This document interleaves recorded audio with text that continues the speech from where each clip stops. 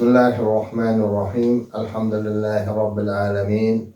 Vel akıbeti lil muttaqin. Ve salatu ve selamu ala seyyidina ve nebiyyina Muhammedin ve ala alihi ashabihi ecmain. Amma ba'd. Assalamu aleyküm. Hürmetli Aziz Rahman kanalini kuzatuvchi birodarlar. Mana oradan bir qancha vaqtlar, balkim bir oydan ko'proq vaqtlar o'tib, sizlar bilan g'oyibona yuzlashib turganimdan juda ham mamnunman. Hamma meni ko'rganlardan Alloh rozi bo'lsin, Alloh taolo maqsadlariga yetkazsin. Amin. Endi men chiqmaganim sababi har bir oilada bo'lgandek jindiyalik, ko'rgilik, musibatlar bo'lib turar ekan. Bizda ham shunaqa narsalarni o'tkazdik. Ikkita yaqin qarindoshlarimiz Alloh so'ziga qaytish qildilar. Bitta farzandimiz anchagina og'ir kasal bo'lib, jigar jarrohlik amaliyotini o'tkazib, Xudoga shukr, hozir yaxshi bo'lib, mana ishlarini qilib yuribdi.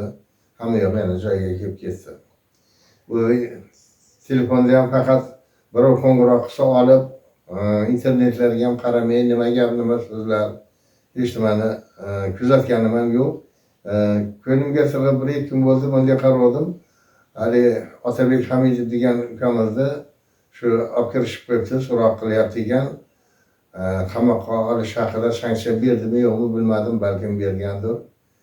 Men bitta narsaga hayron qolyapman-da. Nima uchun shu bolalar kimga yomonlik qiladi ekan, biz bilmagan nima davlatga bir qarshi siyosatiga aralashganmi, boshqami? Albatta tezda qamoqqa olib turib keyin so'roq hamma yo'qda qamoqxonani ichida davom etkazish kerak. Agar yengilroq statyalar bo'lsa, aytaylik 168 bo'ladimi, 165 bo'ladimi, hammasi tashqarida yurib borib kelib o'sha tergovga qatnayapti. Nimaga shunaqa bo'lmayapti ekanda? Shunga hayron qolyapman men.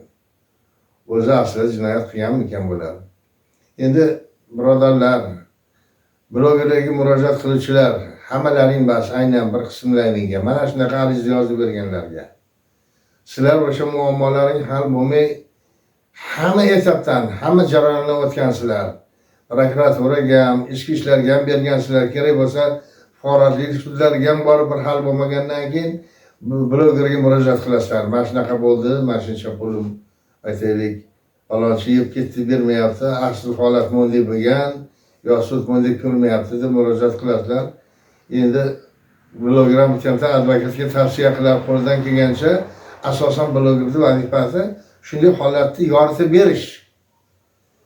Shu nima bo'lganini siz dardingizni yoritib berdimi, uning vazifasi bo'ldi, o'zi bajarilib bo'ldi vazifasi. Boshqa narsaga hojat yo'q edi. Aslan keyinib pulimizni qaytib bersin, 30 million pul beruvdik, 50 million pul beruvdik degan gaplar bilan bu adolatdan bo'lmasa kerak, shartnoma tuzgansizlar. Boshqa qilgansiz. Yana bitta narsaga ahamiyat beryapman. Mana yaqindan baqa ancha blogerlar qamalda, ayniqsa Xorazmdagi haligi Ro'zmat bilan Azamat, faqat Ro'zmat bilan Azamat shogirdi. Mana taftish o'zi bir to'rtta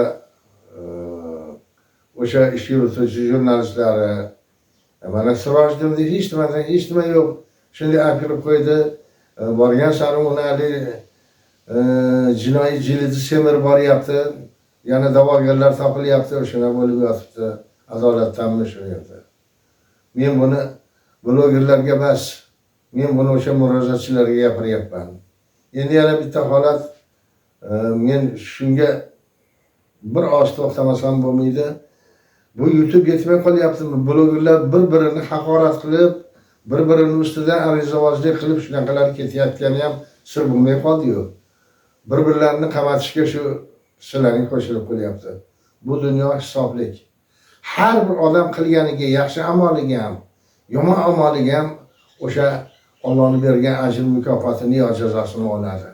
Qolib ketmaydi. Qamalib ketdi deb qarshi-yovozlar kulganlarga gapiryapman buni. Qolib ketmaydi. Undan keyin umr juda ham qisqa. Bu o'tadi, ketadi bir paytda. Ba'zi bir mashhur blogerlarimiz, ilmli blogerlarimizning gapini men hech ham hazm qila olmayapman. Ismini aytmayman, rasmini ham qo'yga qo'ymayman, o'zlaring bilasizlar. Alloh har birimizga o'sha tug'ilganimizda ota-onamiz tomonidan ism berilib, shu yerda og'on chaqirib o'ng qulog'imizga va chap quloqlarimizga kalima toyba, kalima sholatlar aytilib ism berilgan. Bu ismlar qolib haligi gemoroy, haligi palonchi, zaifni chaqirish shu musulmonchilikka to'g'ri kelarmikan? Gap egasini topadi deb o'ylayman. Musulmonchilikka to'g'ri keladimi shu? Axir uni Alloh bergan ismi bor, kim bo'lsa ham u, Ahmadmi, Muhammadmi, qanday bo'lsa ham ismlari bor-ku, shu narsalarni kechishga qiynaylik endi. Mayli meni yomon ko'rsalaring ko'ringlar shunga. Hurmatli, mashhur, irzodli blogerlarimiz. Keyin bitta o'tgan narsani kavlab, mana unga javob berilmadi, mana o'zib shu bilan o'tib ketuvchilar. Shularni ham bas qilaylik endi. Allohning har bir bandani boshida shunday bir sinov ko'rguliklar bo'ladi endi. Boshqa nima deyishim mumkin? Bir boshqacha aytganda 5 kunlik dunyo. Bu dunyoda tug'ilgan borki o'ladi. Tug'ildingmi o'ladi. Hali bir hozir esimga kelsa qaytaraman. Jaloliddin Usmonov bir ashlasida aytgan edi. Gul ekmasang, tosh ham ekma birodarim.